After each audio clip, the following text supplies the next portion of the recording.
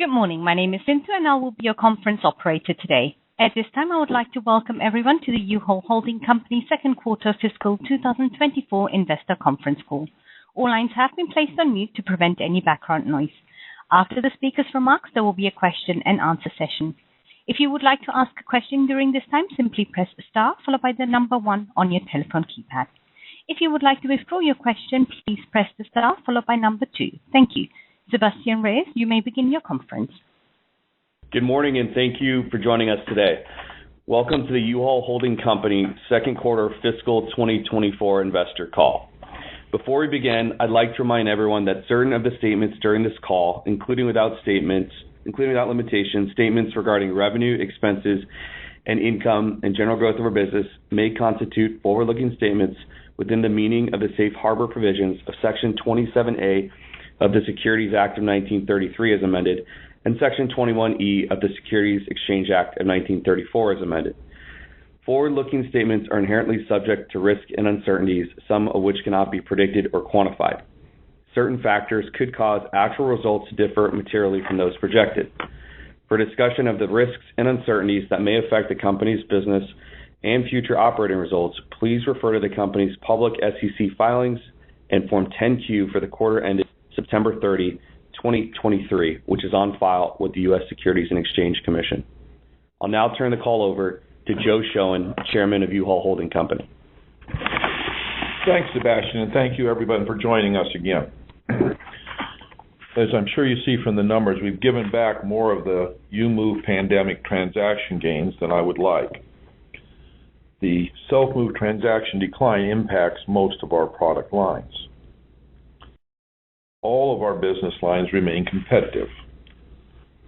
However, I'm not cutting back on rental fleet CapEx due to being starved for new equipment in the 2020 to 2022 timeframe.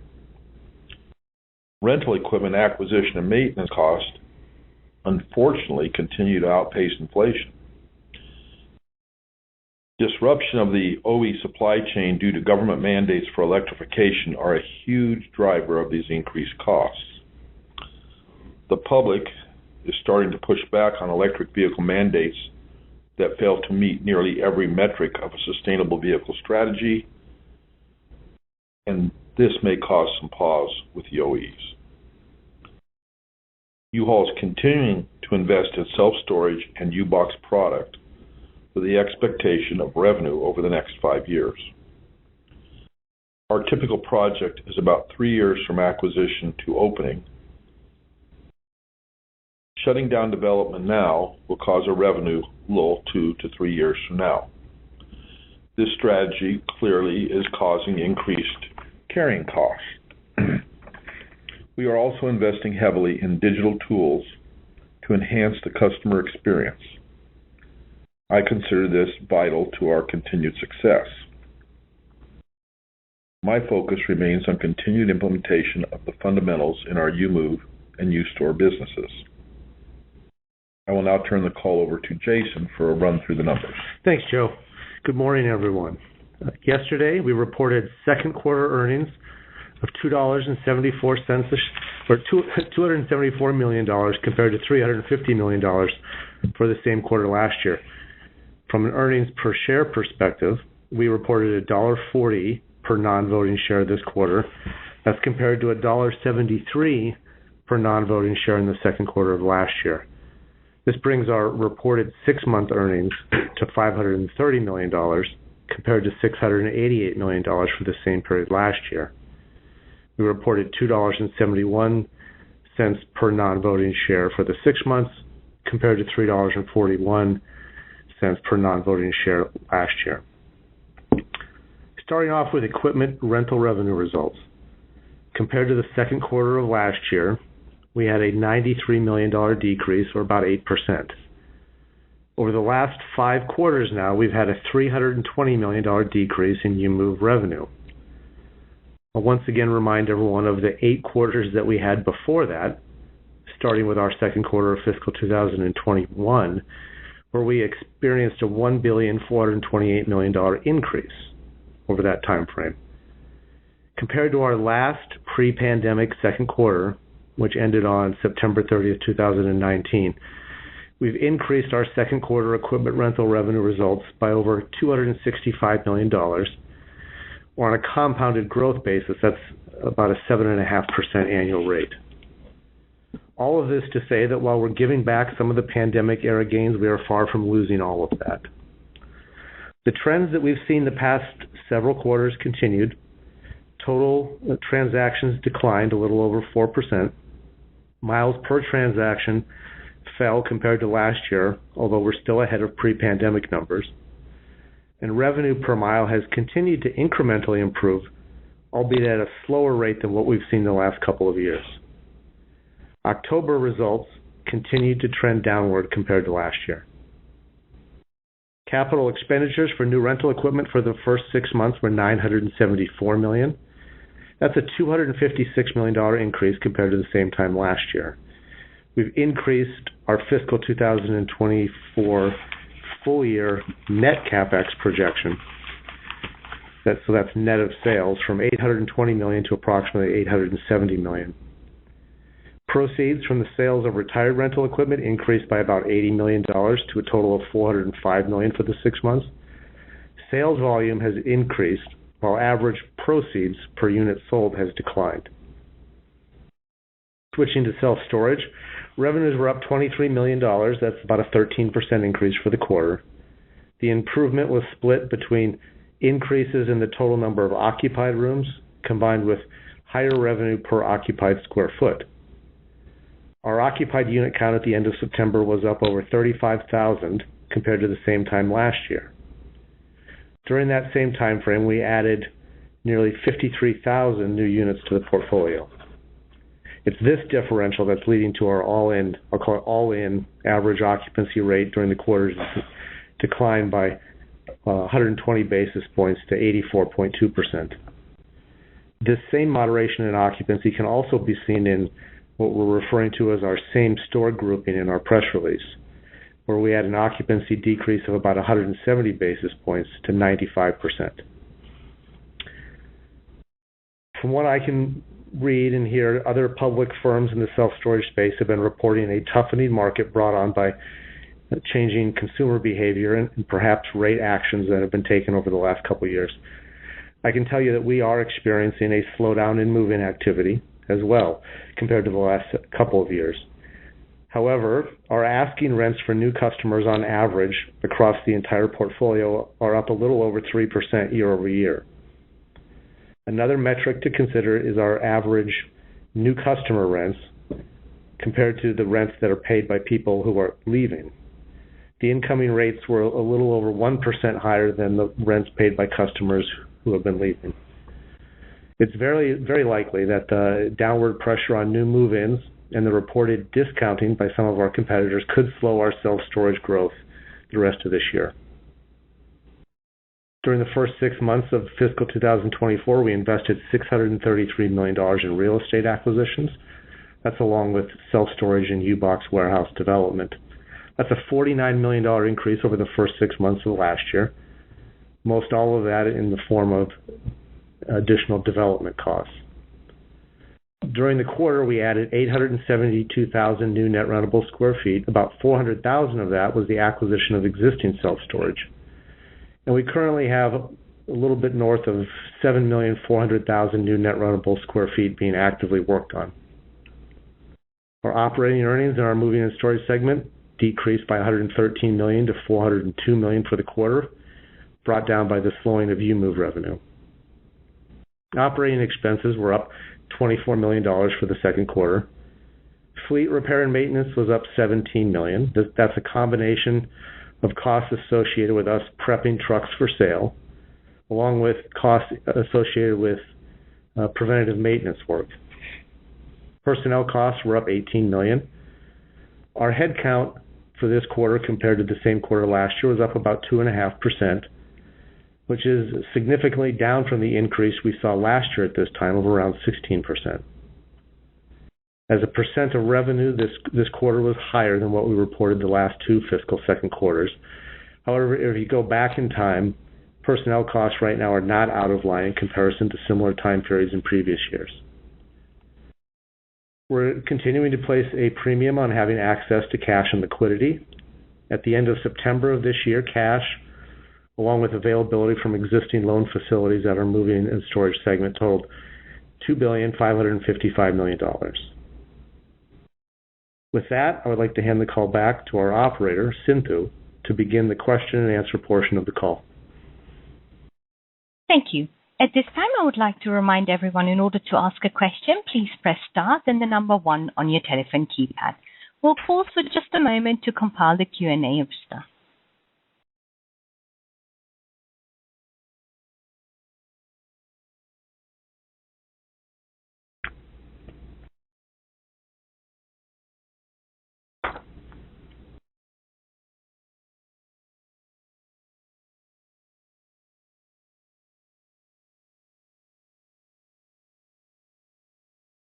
One moment for the first question, please.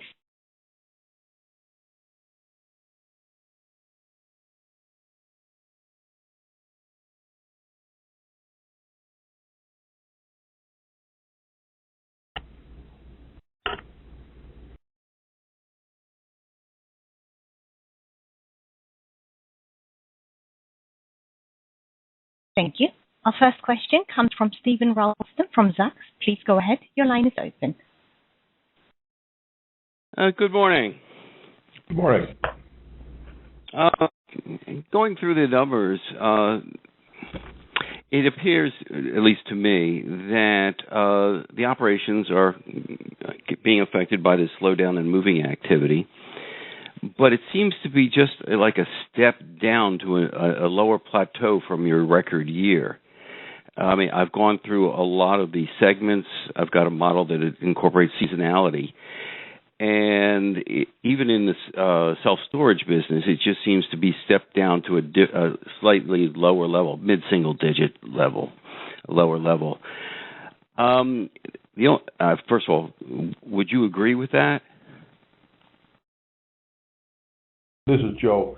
I would agree. I'm not accepting that. I'm looking for something different. But I think that's the number, sure. Mm-hmm. Given that premise, at least from my point of view, the only aberration I see is that the costs of the self-moving equipment have increased more than expected, and also the products increased somewhat also. I guess about 2 conference calls ago, you had plans to deal with this increased cost primarily due to inflation. Could you expand on how that's progressing?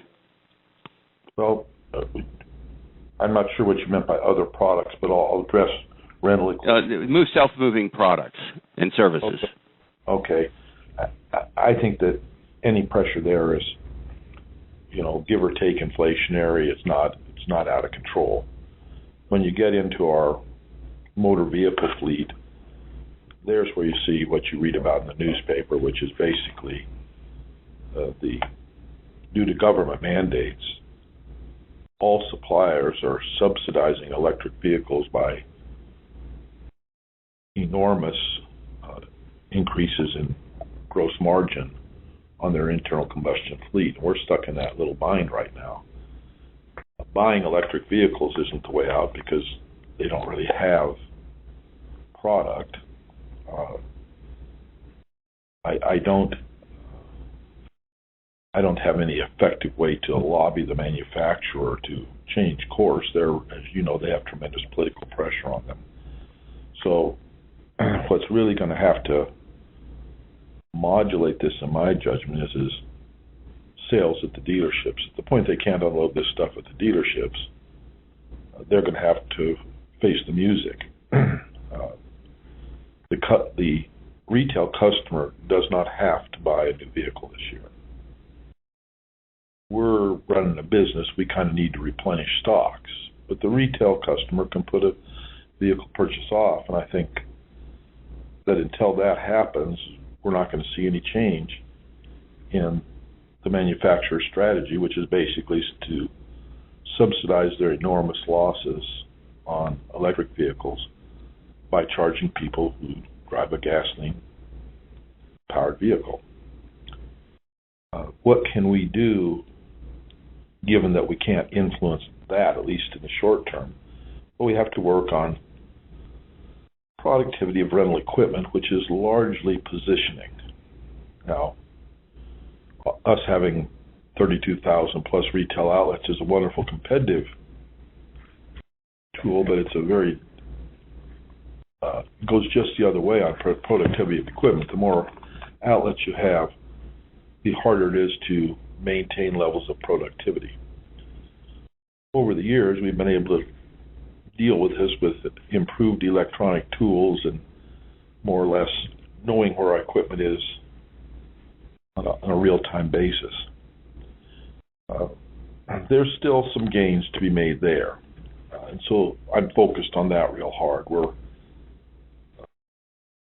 investing real steadily in improved digital experience.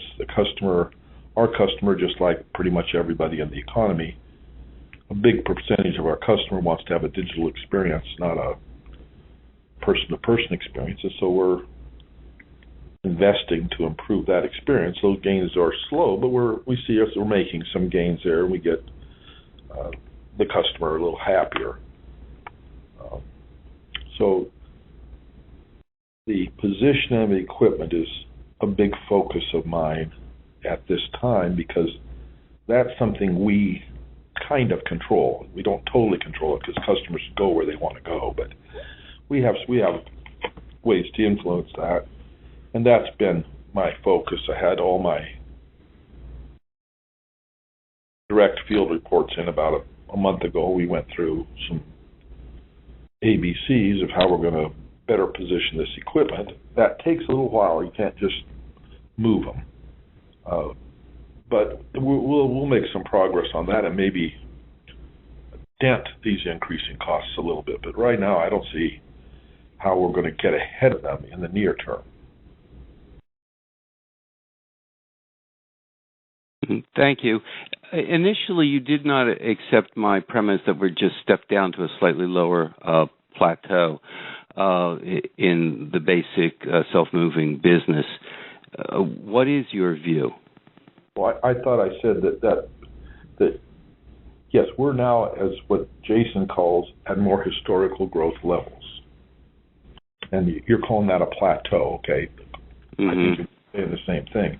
And there's no question that's it. But of course, over my career, that's just not my my team thinks that's what I'm accepting. Well, then that's what you want to call it. You'd be finishing in the middle of the pack. I don't expect that. I expect us to go ahead. I think there's always room in a capitalistic economy for someone who will out-hustle everybody else, and then eventually, if you work on a problem long enough, you'll gain some advantage.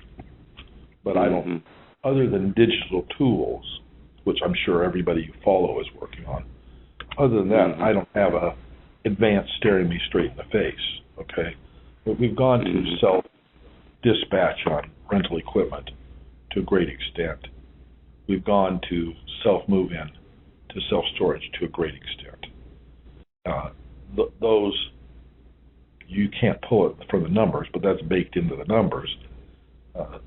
And that's not been enough to turn the thing. So you could say we're right back where we started, although we're well ahead of where, if we projected this out 5 years ago, we didn't project we'd be anywhere near this good on revenue and transaction. So all my life, we've been able to increase transactions at greater than the rate of population growth. You can argue that moving is a need, not a want. People do it because of fundamental things like births and deaths. And so then you could say, well, we should be performing at the rate of the population growth. Well, I've never accepted that. And in fact, we have never performed at that low a level. And so what is it? Finding more customer needs that we can satisfy with our self-move or self-storage product. We continue to push hard on the U-Box product, and the U-Box product resonates with a significant number of customers. And I have an effort right now to make our digital tools much more customer friendly. Our transactions are still too awkward there, or too complicated, I guess is the way to say it. And we're trying to get that simplified to where it's an easier thing for the customer to execute on. Thank you very much for that expansive answer. Sure. Thank you. Our next question comes from Keegan Carl from Wolfe Research. Please go ahead. Your line is open. Yeah, thanks for the time, guys. I guess maybe first, just trying to better understand what some of the moving parts in the moving business. So I understand it's down 8% year over year, but obviously you've grown your store count and footprint too. So I'm just curious, how much did your store count grow in the same period year over year? And I know Jason mentioned transactions down 4%. I'm assuming it's not on a comparable basis. Just trying to better understand because I'm actually a bit surprised how well it's held in given what's going on with existing home sales on a year-over-year basis. Keegan, this is Jason. I'll start with the distribution footprint. We're about the same number of retail locations that we were last year at this time, about like within 30. We're at about 23,730 at the end of September. We did manage to grow the company operated locations by about 66 from last year at this time to this point. I'll pipe in on that. I usually count a company location as 10 independent locations when I try to, say where am I moving, which is kind of what your question is. So you could argue that if we're up 60 locations, I'd say we're really probably up 650 or something like that. Net effect on the consumer, which is disappointing because I'd like to have seen more transactions. Of course, the party's hardly over, and a lot of these things we kind of learn as we go, but I think we're going to continue to see transaction growth. We have stabilized a little bit in what we call in-town transactions, which is the rent it here, return it here. And those are more, it's like controllable. I don't know the right number, but it's word for it. But it's easier to work that number, kind of, than it is the one-way transaction. And so, but that's very positive to me because it's still a move. And we want to capture all the moves. We can't self-move. So, yes, I think you'd have to say, and we would say, I think that our productivity per location is down a decimal point or something, not a tremendous amount, but a small change there has a big change ultimately into cash flow and profitability. So we're always watching this, and also the productivity of the equipment by equipment type and volume.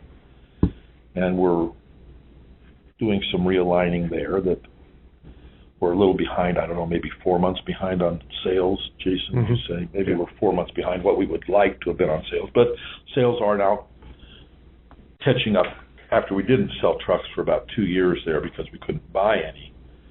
So now we're rotating some of those trucks out into the for sale market, which will kind of help clear out our volume of repair because the oldest trucks obviously create the most repair. Got it. And I think your commentary on one-way moves is interesting. I'm just curious, do you know what percentage of your moves or what percentage of your revenues you'd attribute specifically to the one-way moves? Yeah, this Jason. The one-way revenue is probably 46 to 47% of the total. Total truck rental revenue. Yes. Got it. That's really helpful. I guess shifting gears here to storage, on a relative basis in your portfolio is performing well. I'm just curious, do you know what percentage of your customers are tied to movement and more short-term in nature? And I guess what sort of upside do you see in that business if existing home sales start to improve? I don't know that home sales will impact it at all. Roughly 40% of people live in rental arrangements, and maybe it's more than that if we knew the truth, where people are multifamilies under one roof. So I wouldn't, we've never seen a high correlation between new home sales and business. We've seen a very positive correlation between overall consumer optimism and moves, which kind of makes sense because if you kind of feel good about things, you're more likely to take the risk of moving. So if that's an answer to your question. Okay, and then maybe on storage pricing power, I thought your commentary was interesting that you have a rent roll-up, which is much different than your public peers. I guess, how are you thinking about rate increases in your existing customer base, because you actually would have a revenue tailwind if they'd move out? Sure. This is Jason.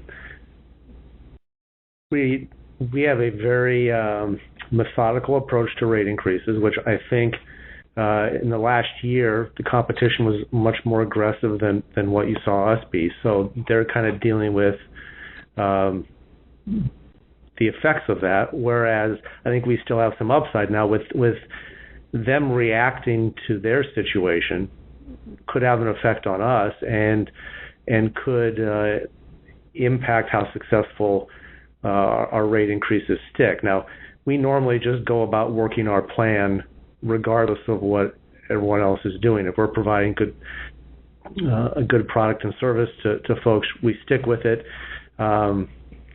So I think we still have opportunity there. I looked at kind of an estimate of our discounting, and that was not up appreciably, perhaps a couple $100,000 based upon my estimate. So we haven't gone that route. We don't really do advertising outside of the U-Box product, so we haven't increased anything there. So I would say I'm concerned based upon what I'm seeing, but our team is just forging ahead, and that's worked for us in the past, and I have no reason to believe it won't work for us today. I've looked at facilities we've opened in the last year, and they're still filling up at the same rate or faster than what facilities have opened up in the last 3 to 4 years. Got it. That's super helpful. And then maybe just shifting gears here to the final topic, really focused on CapEx associated with your new fleet. I guess just any update on how the refreshing of the fleet's going, and then I know you mentioned sales are down on your used trucks from a pricing perspective. Just kind of curious, maybe how down is it on a year-over-year basis? Sure. I'll hit this first before Joe does, because it's important to look at our truck sales in two pieces, right? There's the smaller trucks and cargo vans that sell in and out much more frequently. In that section, we've increased the pace of sales this year, and the prices that we're seeing at auction and wholesale have come down. So our average gain has decreased. On the trucks that Joe was referring to earlier about us kind of being behind in sales, that would be the larger trucks, the 10-foot trucks up to the 26-foot trucks. There, we're about where we were at last year on truck sales, but we pulled a few more thousand from the fleet, prepping them for sale, and that's where we're likely to get the benefit on the repair and maintenance side, is by pulling those trucks out, because those are the trucks that we're holding 10 to 15 years in the fleet. And throughout the strike, we have not had an issue as far as getting those new cabs and chassis, fortunately.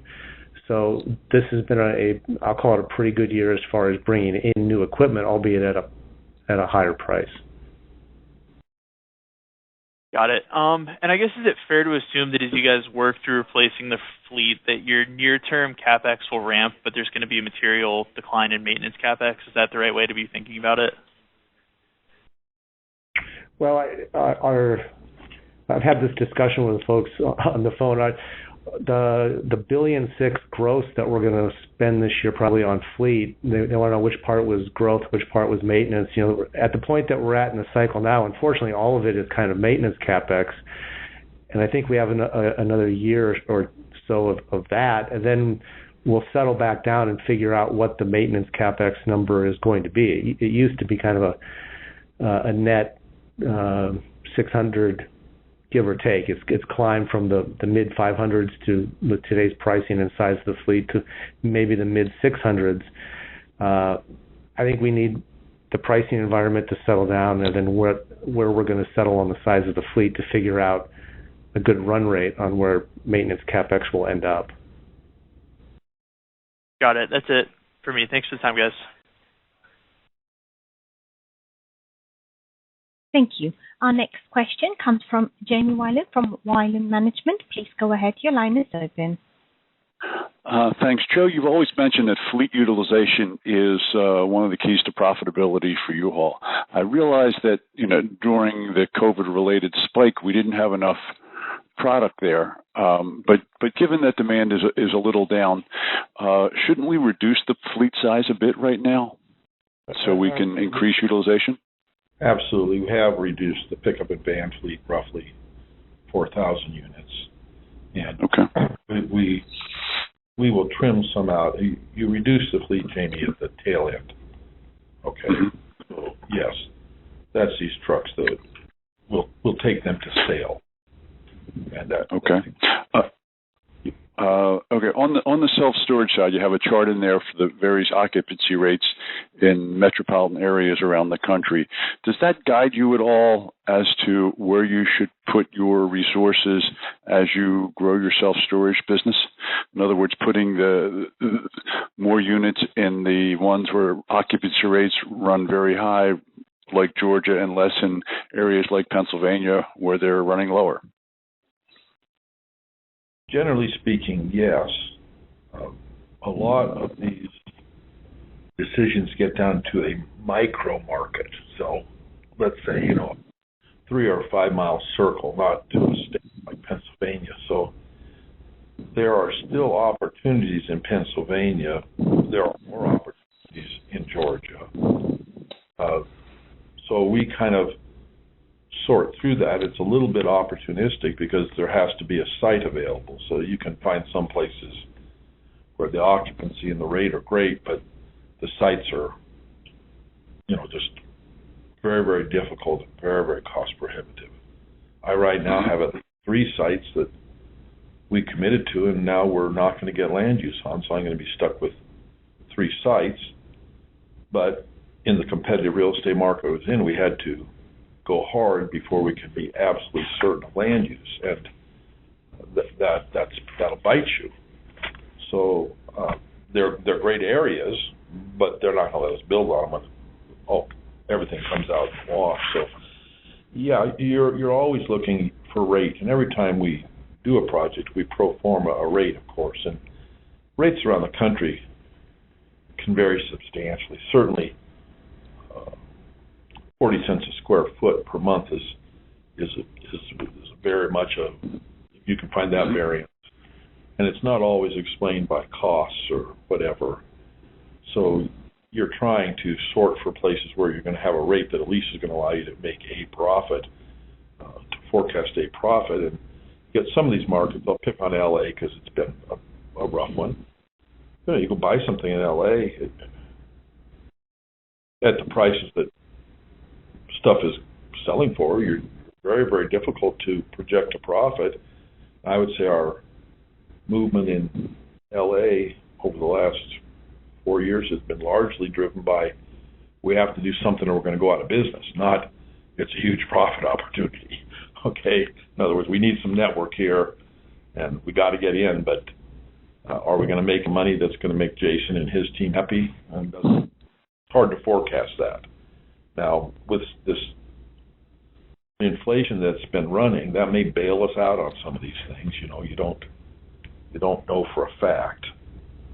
But yes, absolutely, we're trying to go where the occupancy and rate combination would suggest that it's a good thing to go there. Now, of course, so are a lot of other people, and over the last 20 years, there's been a lot more of people accumulating information on these markets. At one time, I think we clearly had the best information on that with Public Storage very close to us. Now there's third-party sources who have pretty good information on rates and occupancy. So it's not a big secret where these pockets are. Does that make sense? Mm-hmm. So, have to be careful. Yeah. In self-storage now, we're doing on a run rate probably $900 million to $1 billion of revenues. And again, when you look at the publicly traded peers like CubeSmart and when LSI was public, I mean, the market value for $1 billion of self-storage revenue was about $8 billion. How can we remove that value gap or close that value gap for Uhaul with we're the third largest self-storage. We're a good operator, and we've grown at a faster rate of building new units than anybody else that I can see. And any thoughts for how we can close that value gap for shareholders? We did a couple things trying to make the shares trade a little bit better. Then we're working, of course, with analysts, and you heard some of them on the call here today, to try to get them on board. And then, of course, we're stuck with our performance. So of course, at the end of the day, you have to perform. So I think we are building in some increases, but I don't see us seeing those kinds of valuations in the next 3 years. No, I don't see that that's going to happen. Okay. Now, of course, all of my family's wealth is tied up in this operation. Okay, 100%, trust me. And yeah, if this stuff trades at that, it's a good deal for me, no question about it. I can add and subtract, and I have a coincidence of interest. I maybe have a little bit different timeline, but I got a coincidence of interest, and you're a very patient person with a much longer than normal time horizon, in my experience, compared to your peer group, or at least what I've been exposed to. But it has to happen, and we're working towards that. And lastly, when you talk about disposal of vehicles, a lot of the equipment rental companies have gone from putting all their fleet at auctions to doing a bit of it themselves and feeling like they can gather a much higher price per unit if they can do it themselves. Does U-Haul send everything, all the vans, to auction, or do we have a mechanism ourselves where we dispose of them to try and get a higher revenue on disposal? If you're speaking of a van, and there I'll say like a Ford Econoline van, that sort of a thing. Yeah, I understand. Trucks would probably be a bit more difficult, but vans would probably be easier. Trucks, we sell 90% ourselves. We have a vast sales organization. We sell 90% of our own, six-wheel trucks. So with the vans, we do what we call, I don't think the term they use, but I think it's commercial sales. So we do a fair amount of commercial sales outside the auctions, but the price is not a lot different. You're just basically, it's someone who's bought your truck for years, and they're going to, medium-sized fleets. We have different people, they run 200 plumbers, and so they come to us and they want to buy 12 or 15 trucks, and it's and they just deal direct with us. We have a central sales operation, internet presence, and so yes, we do sell them ourselves. We have not been successful with getting that kind of volume, say 30 or 40% go off of our own lots in those particular vehicles. I think a little bit is our strategy is we like to maintain a relatively constant size fleet as we add and delete, which kind of means you need to sell some trucks this week, no baloney, and that the auctions are great for that. They'll clear out. You can clear out equipment in a week, and thereby we hold our whole investment in that fleet or at a level that we forecast. So we have a whole detailed matrix where we're going to pull three vans out of Worcester, Massachusetts, and now we got to get 3 new vans in, and we got to get those 3 vans turned into cash. So it doesn't always correspond with where the market is to sell them, the retail market. And it gets real extreme if you take some place like, let's say, Anchorage or Juneau, for instance. I mean, there's one market, Juneau. So with those there, you have a harder time of really making this a seamless exchange. But there's a ton of money involved. I don't know, Jason, we're spending, I don't know, $500 or $600 million a year on these vans and pickups.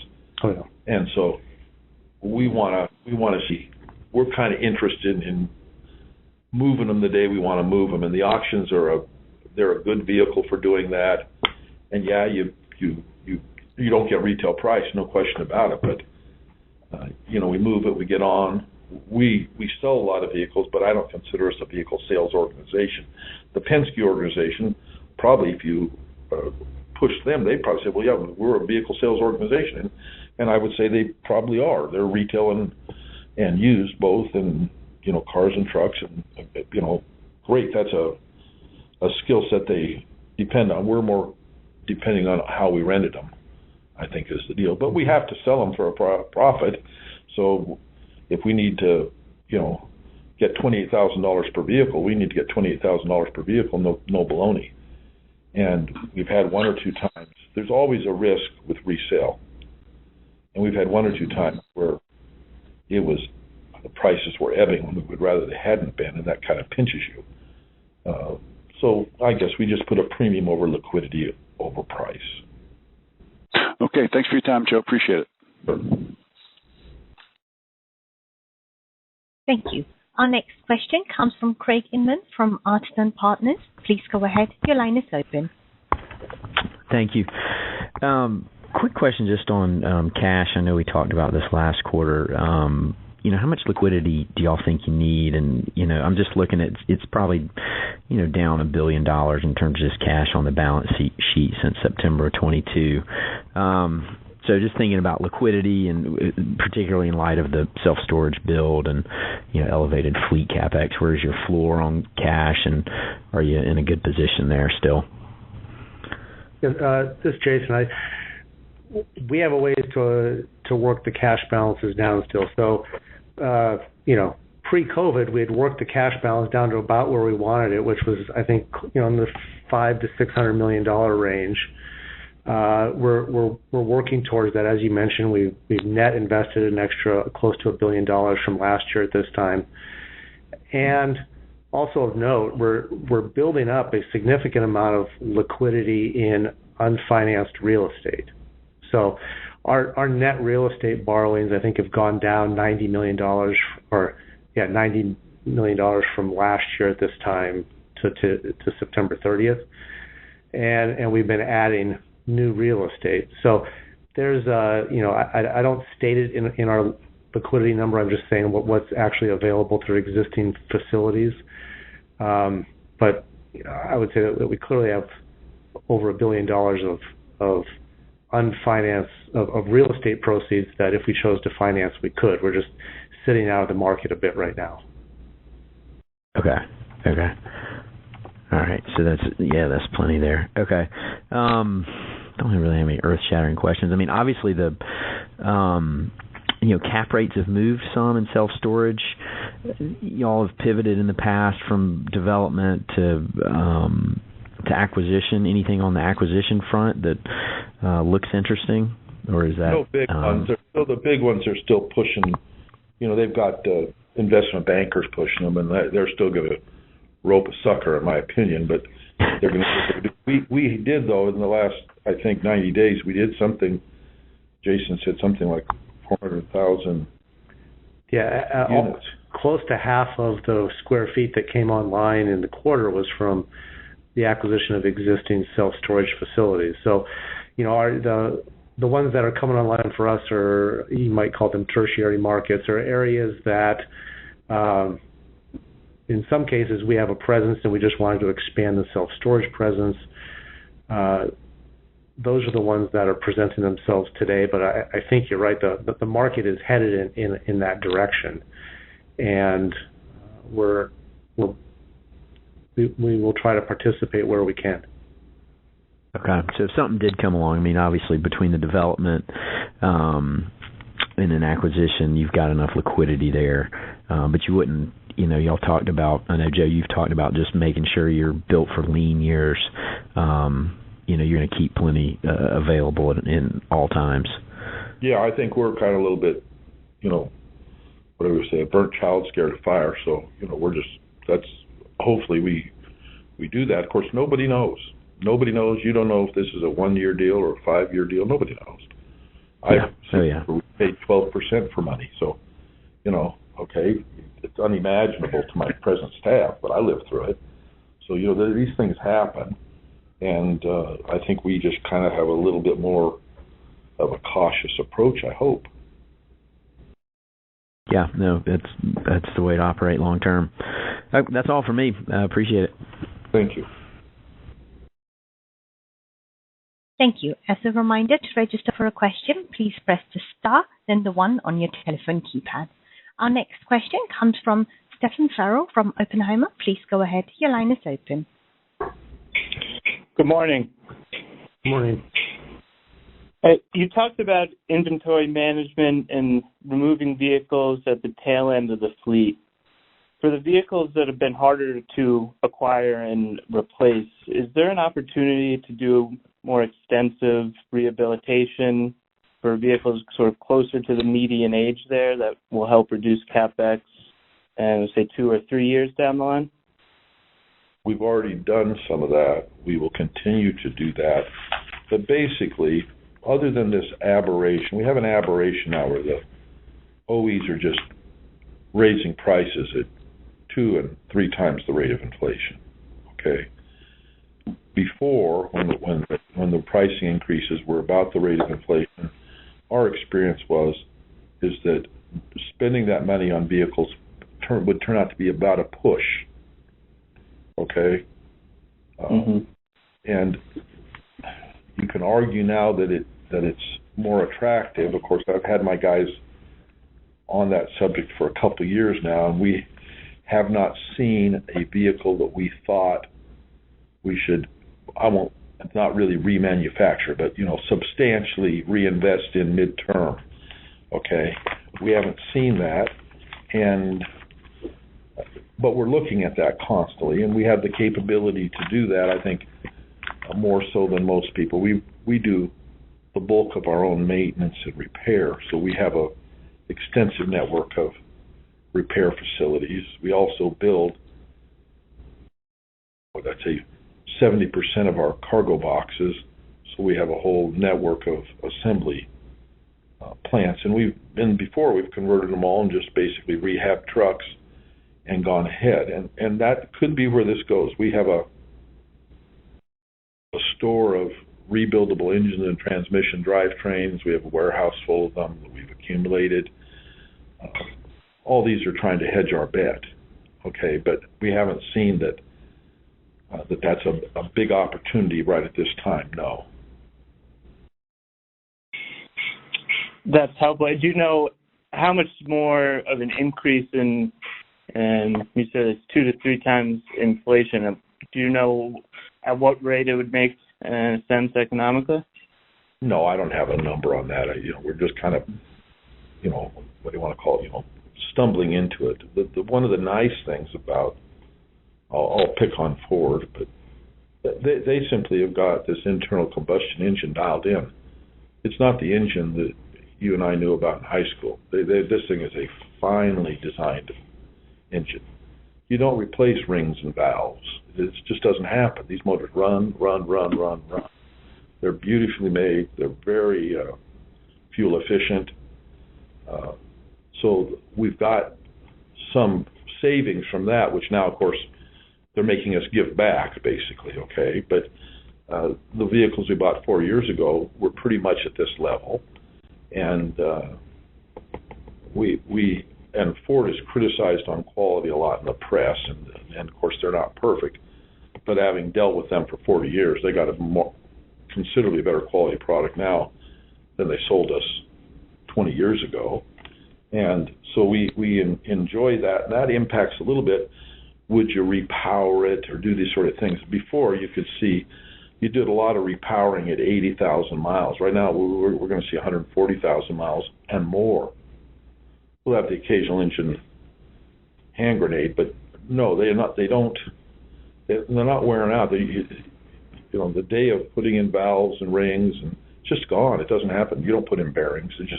It doesn't happen. These motors are well built. Well, you can see it with the oil that drips out. They just don't drip oil. It used to be every place we had, had oil puddles everywhere because the motors leaked. Well, the motors don't leak today. They're just so, they've got this manufacturing of the internal combustion engine just as close to perfected as I could even imagine. It's a beautiful operation, and so the vehicle runs. Now, the van boxes, we do some reuse of van boxes. We have a whole program there. We consider the truck has 3 lives. First life is in our one-way fleet. Second life is in our in-town fleet. And the third life could be anything from we turn it into a storage room to we sell it to a plumber, and that person carries on for 10 more years with the truck, visiting your home and fixing your plumbing. So we're keenly aware of these different alternatives, and we try to do them to optimize this, but it's far from a calculation. It's not I've got a model that just says, okay, today we start doing X. No, it's not that clean at all. Mm-hmm. And you mentioned that the price per mile was up incrementally year over year. Do you know where we are compared to pre-pandemic? Stephen, this is Jason. We don't disclose specific numbers, but I would say that starting during the pandemic, we saw those numbers increase for both one-way and in-town. That's been steady throughout. This year, one-way is increased. That's the one I was referencing. In-town is about flat with where it was last year at this time. Okay, thank you. That's all the questions I have. Thank you. There are no further questions at this time. I'll return the conference back to the management team. Well, I want to thank everybody for joining us. Everybody, I can assure you, is busy and concentrated on doing work, and I would expect we will continue to progress and hopefully have results that everybody can live with. Thank you very much. Thank you. This does conclude today's conference call. Thank you all for attending. You may now disconnect your lines.